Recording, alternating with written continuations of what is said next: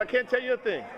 Well, the simple fact that you're here tells us something. Is that what you think? Yes. You don't know Jason Rothenberg. He's going to kill you off but still make you do great. There's always flashbacks. You never know. Alone in this ship, and well, I mean, they indicated that they were going to try and figure out a way to get your character down to earth. So, you're not going to tell us anything. I don't even know why I'm here. I should be with the. I'm a walking cliffhanger. I don't really get it. I know. The other adults are working. Well, I have a question for you that doesn't involve any spoilers. The show is so dark, which is it's great because of that, but it's very dark, and I'm just curious if you could. There's a lot of young kids on it. I'm just curious what that atmosphere is like on the actual gimmick and the dialogue and the. You know, that is an interesting question to address, and I'm going to try to be as frank as possible.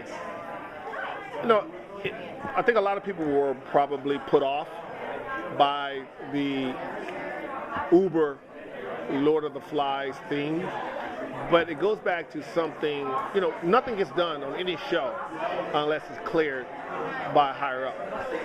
And something that the president of the network said to me in my first meeting when he said, you know, we got picked up for the first season, is that someone said to him that he feels, after being in this business almost 40 years, that art or television or films, if done well, society is living in some very coarse times right now. The world is in some very coarse times right now. If we look at the CNN right now with all the planes, what's happening in Gaza and Tel Aviv, we're not making this up. There's something gone awry, okay? That would probably lead you to believe that where we are on the 97 years is almost as if you turn on the television today, it looks like people are trying to accelerate what our characters have already, unfortunately, endured. So, I think Mark Pedowitz was correct, is that the darker the show has to reflect the darkness in the world. And hopefully, like I've said before, that if that turns you off, that's a good thing. Because that means you're human and you want to be better. Especially if you're sitting at home in the privacy of your home and you could be watching 999 other things for 42 minutes. But if you're taking a ride with us, people may think, oh, it's just a bunch of kids and bad behavior and lawlessness and chaos. But yeah, if you turn your television on and you still have cable and you turn on CNN, you're seeing children being blown up at the United Nations school. Who made that choice? Who made that choice? What brought it to that level where it's like, I don't care about women and children anymore. I'm gonna blow up a UN school. Not a military base, not a soldier. You know, that's pretty coarse. That's pretty coarse. That's pretty inhumane, is it not? So conversely, our show takes it there, and as I've always talked about it as a fan of Jason, is that if we're going to go there, you can't take something from someone, which is your humanity, even though you're watching it, and then not give them something back. Some form of, not just retribution, but redemption, or some mustard seed of hope. And that's where Chancellor Jaha comes in. And even what you think his fate will be, his presence is still going to be very largely hopeful. Without saying spiritual, but very hopeful. Not perfectly moral, but hopeful. To remind everyone that we could be better. Be better.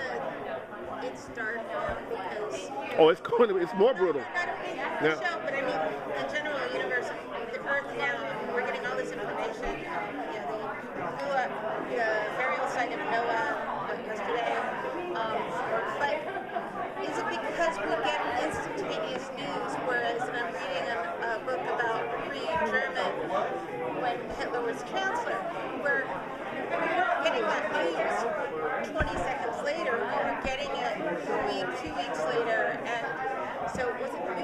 fast, so reactions aren't as quick. Well, there's two things that happen with the speed of light and technology.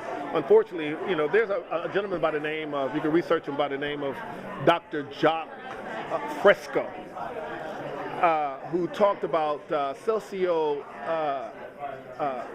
cyber-nearing, which means that at some point, if we don't address economic deprivation, we continue to have political systems that always end up corrupt. We're going to always have this stagnation of humanity. Someone is going to feel like they have to kill someone to get something. It's someone else's fault. And the inhumanity comes out of the fact that you have something I want. You're depriving me of something, land, resources, whatever it is. Now, the problem with technology is, with this darkness, is that you have this. You have YouTube. So even though the work I do in West Africa, they're looking at Beyonce on their cell phone. But yet they're watching their brothers and sisters die from malaria, which should have been eradicated half a century ago. So what does one do with that when they're in those circumstances where you go and drop a laptop at some kiosk, some kind of generator where they can hook up, and they open up that beat up laptop and they're looking at this Kim Kardashian lifestyles and know that may share the same ancestry as they do, maybe 100 years apart, but she looks like them. The name sounds very familiar, but they're going to sleep with bombs whistling over their heads. The thing with the 40s is you didn't have access to what was going on in the world, negative or positively. So what does it do now? How do we take technology and make it better for all of humanity? Because we've pretty much collectively lost it up. We haven't used technology to the best of its ability for mankind, and I believe that's where Chancellor Jaha was by being on the ark. The technology that he had, he was able to keep everyone at peace until the resources were becoming limited. And then the last place I'm sure he wanted to go was Earth, because of how we got up there. So the possibilities of knowing that if you sit them back down, you may have to, like I said, time is a flat circle. You may end up repeating, unfortunately, the same things. And that's where we are, too, because when you're in space, you're surrounded by darkness. There's more darkness in space than it is on Earth. So there's more darkness surrounding us, so how do you continue to keep that light? You have to fight for it. Now, what does that mean? Does that mean physically, or does that just mean holistically? And I think we're going to be exploring that quite a bit in season 2. Okay. I was going to say, what was the most, because the Chancellor had such a heavy burden, what was the most challenging scene or for you to do in this first? The culling. Okay, Yeah, and then finding out, because of all this human behavior, it didn't have to be that way. That was a tough one.